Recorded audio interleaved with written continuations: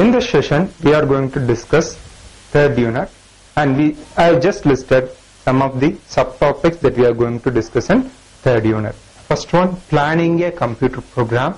Second one, algorithm. Third one, flowchart. Fourth one, pseudocodes. And the last one, application software packages. And we are not going to discuss detail of application software packages. I'm just going to touch few points and what is the purpose of each and every application software and different types of application software that are available. Okay. Now let us discuss something about the human beings. Human beings, assume here we have a human, and what he does every time he faces some problem and he is trying to provide solution for it.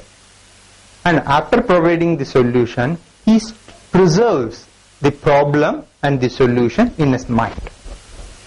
And later, when similar circumstances rises, what he'll do, he'll just search in his memory and this is the problem. For this problem, I need to do this. For example, the very simple thing. You are using a pencil. Suppose the lid breaks. What do you need to do? You need to sharpen it using a sharpener. This is a very simple program. This is a very simple problem and you know it, what you need to do. So when you met that particular problem again in future, if you are going to face the same problem, then what you need to do? You will just search for a sharpener and you will just sharpen the pencil so that you will be able to use this. So the similar thing, all this is possible because of a particular term called intelligence. But you have a computer.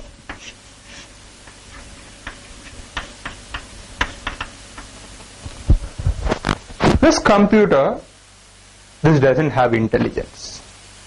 What do you need to do? We need to give instructions. You do this, you do that. All these things we need to feed in the form of instruction to the computer. Then the computer will do it. And we have just seen the characteristics of this computer in the previous sessions. What this will do, you will be having more perfection and it will not have the human traits like tired, laziness. It won't be there. Whenever you submit the instruction, it will be processed and it will be giving you the result. Okay. Now, I said you can, for a particular problem, you will be able to store the answer. That is, the human beings are capable of storing the answers, and because of the intelligence that the human beings have, they can search the solution for the particular problem and they will use the best solution for it. But these things are not possible. Even if you have the solution for a particular problem that is stored in the computer's memory, you need to instruct, use this particular solution for this particular problem so that you will be having better performance. All these things you need to instruct. Okay.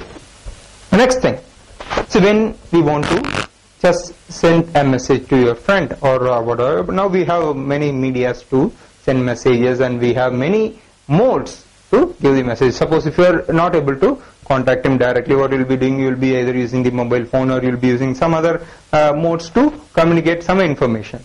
But here you can just see, to communicate with your computer, human beings, they can understand some regional languages or some universal languages which we are using. For example, English we treat this as an universal language, so most of the communication that we are doing using English. But with computer, we have some languages. Using that languages only, we will be able to communicate with the computers. And these languages allow us to give the instructions. For example, you add these two numbers. For this, we will be giving one instruction. And different language have different grammars. That is, here they call it as syntax. To perform same operation in different language, they will use different syntaxes.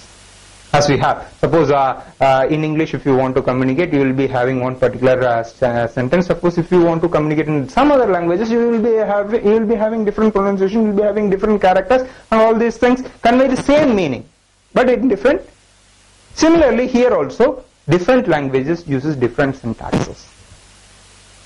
So to have a common framework, we created a particular thing called algorithm, and this algorithm can be in English or any language which will just convey the information so that the end user can understand. A simple English, in general you can just find that this definition for an algorithm, it will be like this. So simple, there is a simple English will be employed to write some sequence of statements. These sequence of statements will accomplish a specific task. For example, adding two numbers. The algorithm will be like this. Get input. Addition is an addition. You will be employing an operator. Mostly it will be plus operator. And this plus operator is a binary operator. What you need to do? You need to get two values from the user to perform addition operation. So the algorithm will be like this. Initially, start the process. Get two inputs from the user. Second, perform addition operation. This is very, very important. Perform addition operation is very, very important. I will come back to this afterwards. Then, display the sum. After performing the operation, you display the sum and terminate it. In this sequence, you need to give to the end user so that he can understand. Oh, this is the operation that you are going to perform.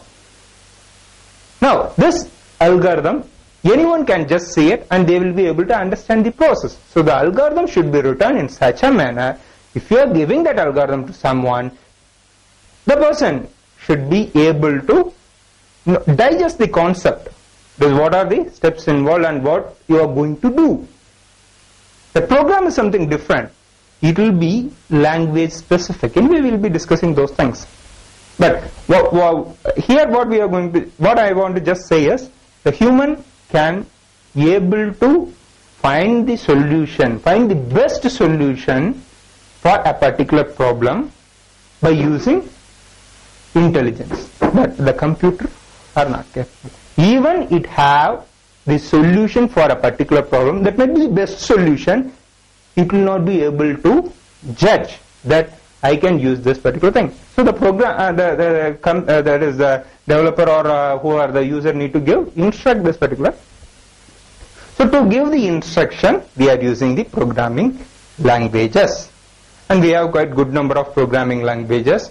First, we will see program development cycle and various steps involved in program development cycle. After that, we'll go for we pick some language that will be easy for us to proceed. Okay. Every day we are doing programming without using these programming languages. Every day we plan. Every day we execute numerous number of processes. All these we are doing using our intelligence.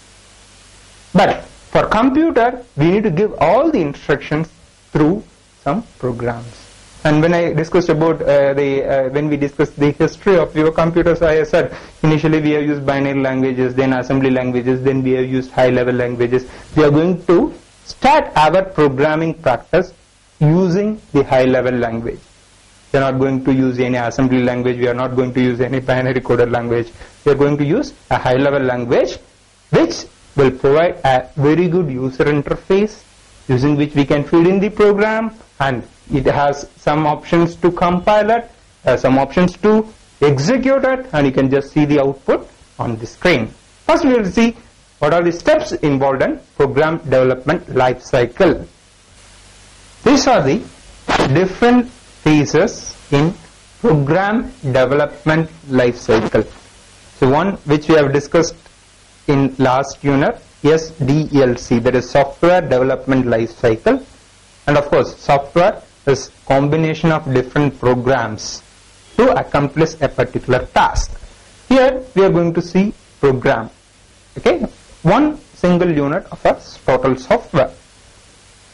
And almost you can just witness that most of the phases will be repeated for your software development life cycle as well as for your program development life cycle. First, analyze and define the problem.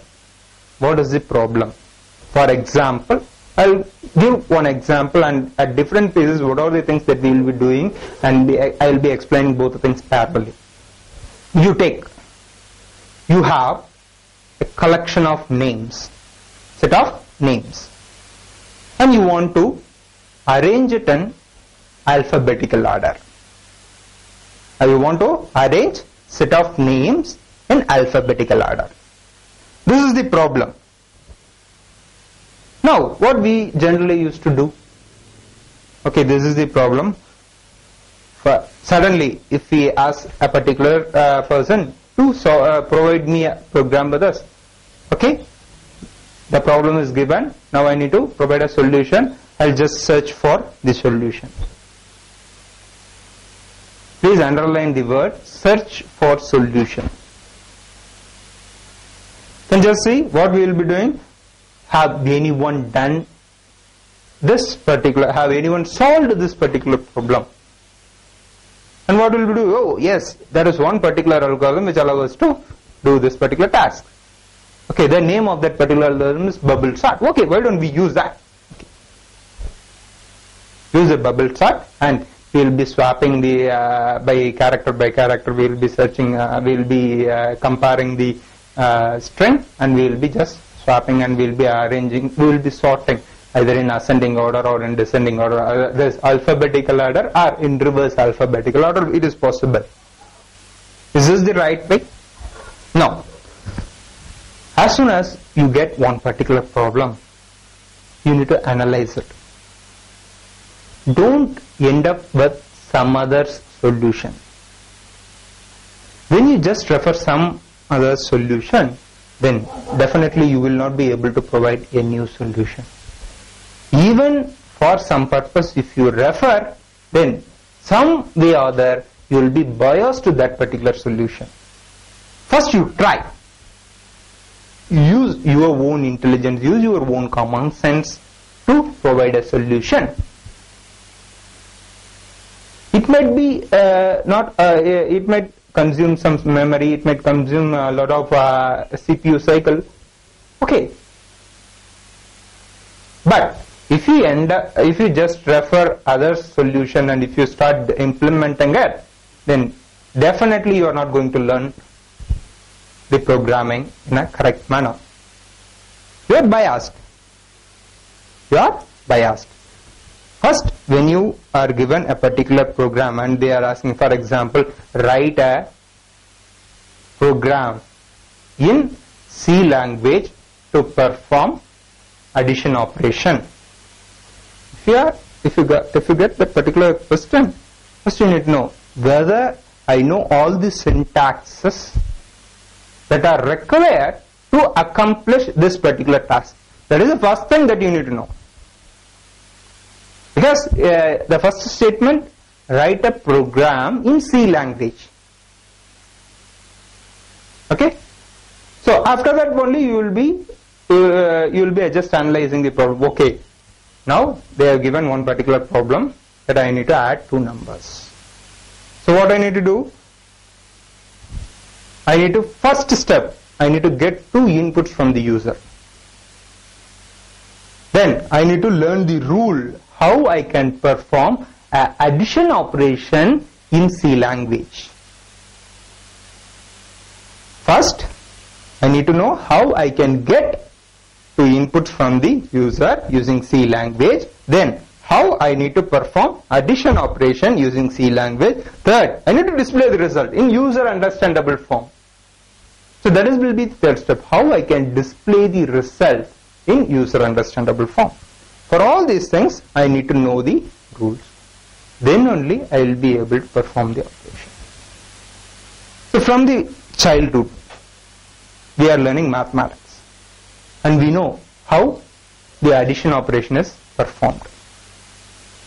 We use many methods, either using fingers or some methods. And after we practice, we ask someone, what is 1 plus 2? Directly you will just say the answer, 1 plus 2 is 3, because the answer is stored. Even if it is a bigger calculation or a complex calculation, you will be able to do. Because your mind is tuned, your brain is tuned to perform these operations. But the computers are not like that. They are capable of doing it, but you need to give the instruction. So that's why we are going for these things.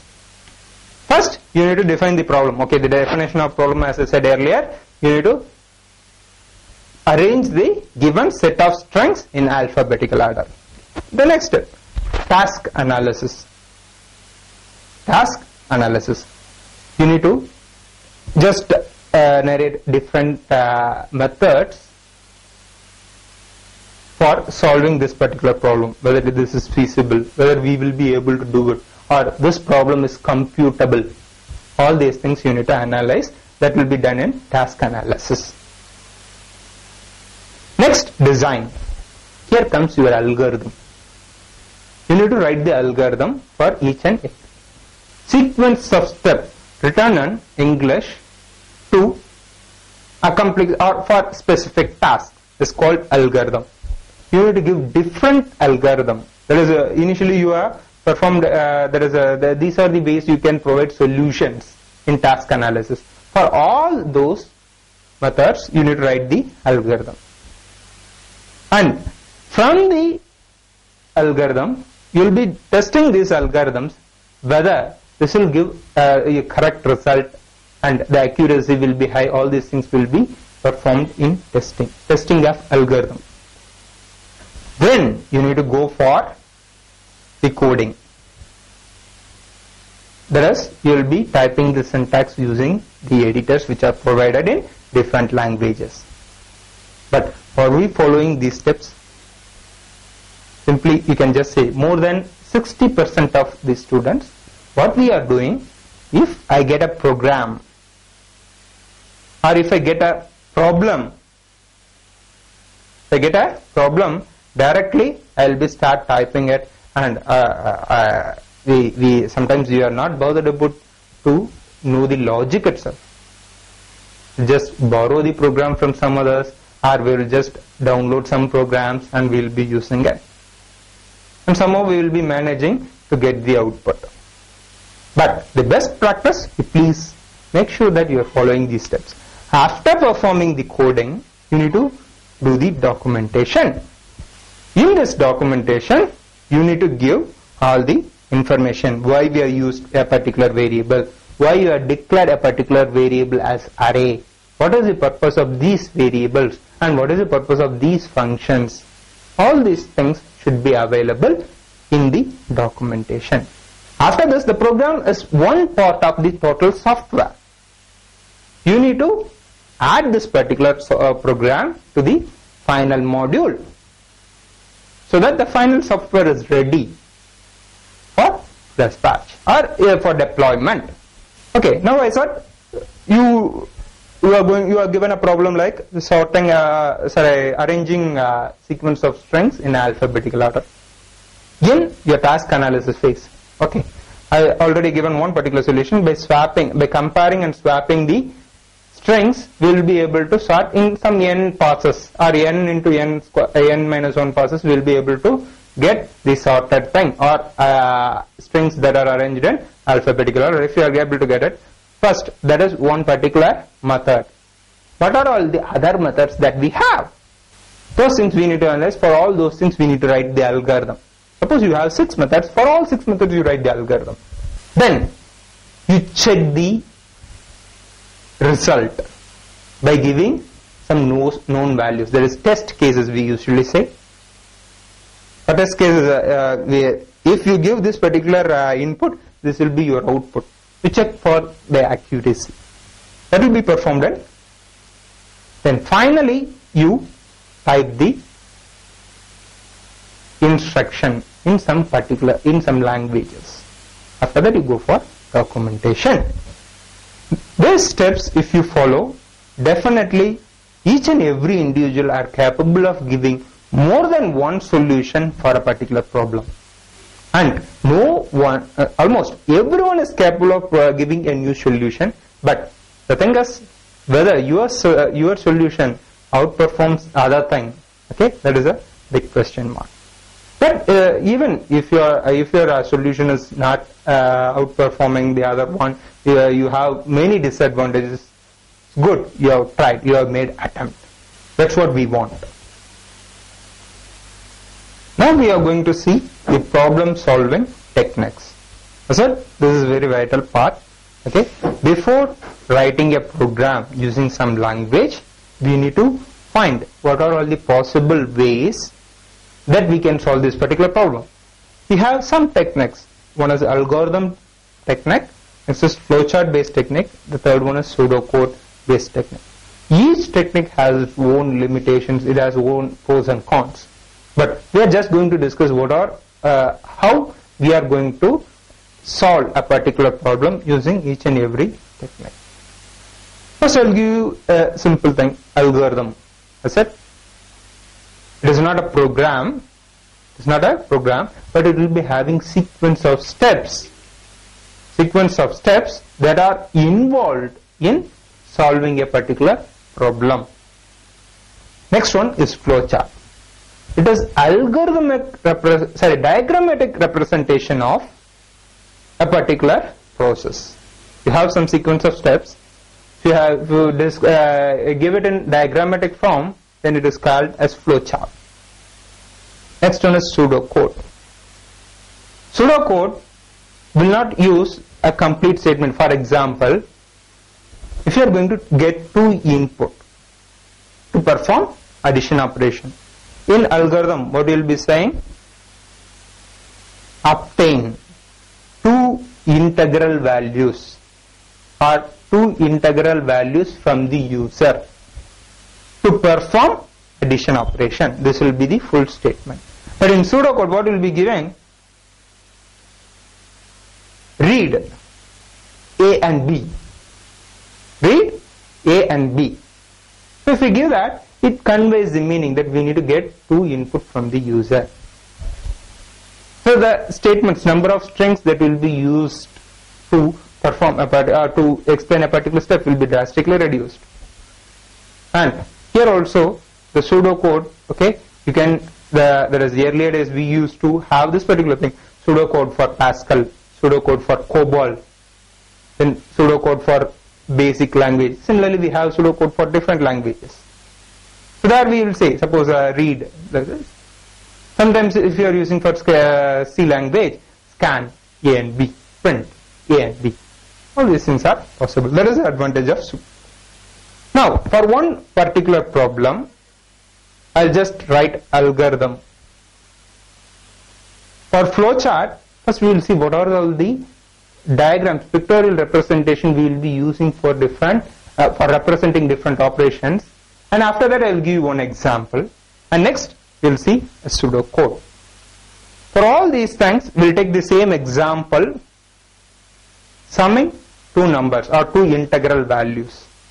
Two integral values. There is a problem is write a program to find sum of two integral values.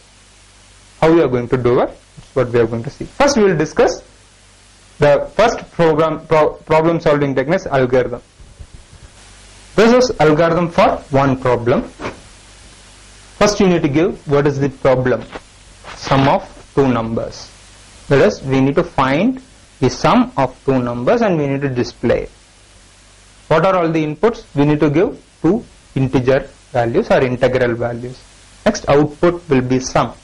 Generally it will be in the input form, that is integral. If you are getting integral for inputs, then it will be integral. Sometimes we need to change into some decimal numbers. So that depends upon the program requirement. Next, the algorithm starts here. Step 1, start. You need to start the process. And step 2, obtain two integral values from the user. You need to get two inputs. And when we discuss about program, how we are going to do this particular thing and where we are storing those things, we will be discussing in the programming. Third step, perform add operation. You need to add these two numbers. Then fourth step, display the sum. You need to display the sum. Fifth step, stop. You terminate the process. There is a basic difference between a program and algorithm. Algorithm definitely will be having a stop statement, but your program need not be. So general difference, a program and an algorithm. So this is very simple task that you have these particular these are the steps involved in solving this particular problem. Similarly, you can there could be some other method. For example, here I just give an like step 2, obtain two integral values. You can write like this. Step 1, obtain the value for first integer and store it in a variable. Similarly, step 3, obtain a value for second integer and store it in a variable. Third step, add those two variables values. Third step, display the sum. This is how you can just alter this particular algorithm in the way. Now, since this process is simple, we are able to give only a few different methods to solve this particular process. But when you consider a complex problem, there are good number of ways in which you will be able to solve a particular solution.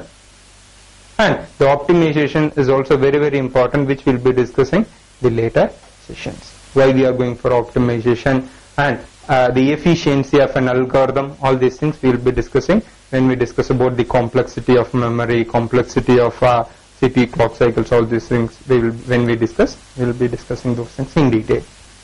The same problem, if you are using flowchart techniques, how we will be representing, that we are going to see next. But before that, we need to just discuss what are all the representations that are available to draw a flowchart. And we will proceed with the example. Now we are going to see different shapes that we use to draw a flowchart. The first shape that we use to start and terminate, we will be using, whereas you can just name this particular image as ellipse or round rect, but general terms you can just see the shape will be like this. This is used to start a particular process, and similarly to terminate a particular process you will be using the same symbol. Generally you can just name it as ellipse. Okay, this ellipse is used to represent start and end of the process. The next image which you are seeing is a rectangle. This is used for processing. Suppose you want to perform a particular process, C is equal to A plus B, that is you want to store the value of sum in C and you want to add the values of A and B, you can just display it in this particular. This will be a rectangular shape for processing. Then the very important one is flow lines. You can just see the direction marks, that is these are the flow lines which you can just use in your flowchart. The line, okay, with right arrow mark, this indicates the flow is from left to right, where the termination arrow mark will be in the right hand side. And similarly the second one is the arrow mark which is pointing left side. Okay, this indicates the flow is from right to left. Then next you can see one flow line which is from top to bottom, that is the arrow is in the bottom. This indicates the flow is from top to bottom. And next one, the flow line which indicates bottom to top, the arrow will be in the upper side. So these are the flow lines which we will be using to show the flow. That is after first process, which process will be executed after this process.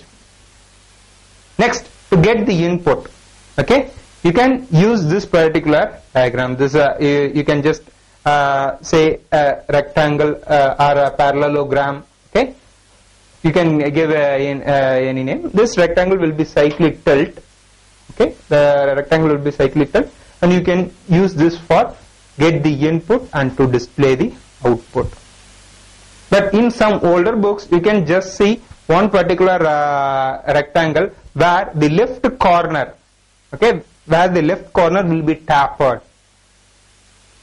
This is the representation which was used in olden days to get the input and to display the output. But now we are using this slant rectangle or a parallelogram.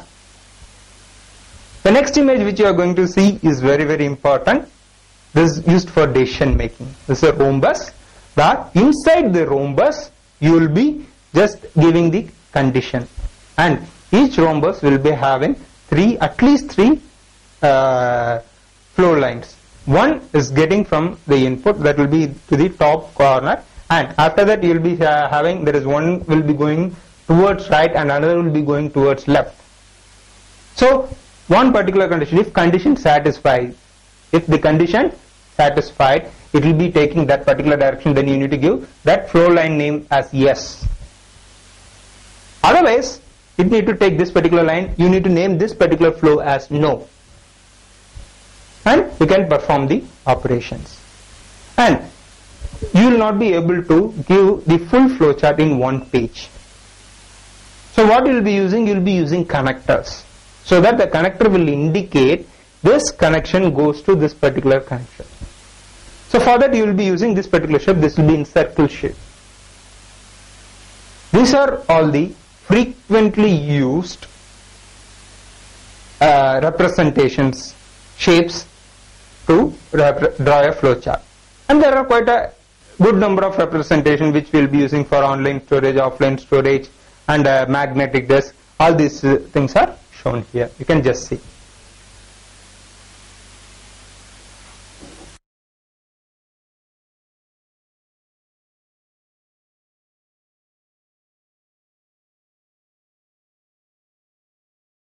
The next problem solving technique is pseudocode. This is also called as program design language. So the main difference between your algorithm and pseudocode is, here also you will be using English but in a structured way. Whereas if you are writing a particular program, you will be using language specific syntaxes, language specific keywords, all these things you will be using in your program. But in your algorithm you will be using English to just narrate the steps. But this act as an intermediate, this won't act as an intermediate between the program and the algorithm, but this is another way where you can use a structured English to represent or to give to narrate the steps for a particular process. For example, same problem we can consider: to sum or to display the sum of two numbers. What are the steps that we have used? The first thing, obtain two integral values from the user. So you can just say this thing in a simple manner in pseudocode: read two values or two integers from user. Two integers from users. So this is one particular way of representing. So this won't say obtain two integral values from the user. You can just see this particular thing which we are. Suppose you are representing in a sequence. Read initially you want to just prompt a particular user that you need to give two inputs, because this is very, very important. As soon as you execute a particular program, suppose it wants to get some input. What input it need to get? That should be informed to the end user. So if the developer himself uses the program, he knows what is the program and what are the things that will be getting as input, and what thing that he need to give as input, and what will be the output. But if a third person is using this program, then he need to give the prompt. First thing that what you need to do, you need to prompt the user to give the values. So for that, if you want to represent, how you can represent, you can just use this: prompt user to give two inputs. User to give two inputs. After that, what you need to do? You need to read those two input. You need to read those two input. So read two input. After that, what you need to do? Perform add operation. So you need to give perform add operation. After that, you need to display the result. For displaying, you can just write display result. So suppose if you are using this particular method, the structured way of the structured English, to represent a sequence of steps, then this is pseudocode. And each and every problem solving techniques have its own pros and cons. Okay, and we are using, that is mostly we are using the algorithm techniques and flowchart, even pseudocodes. All these three techniques are used in different scenarios. These are all the problem solving techniques that we have.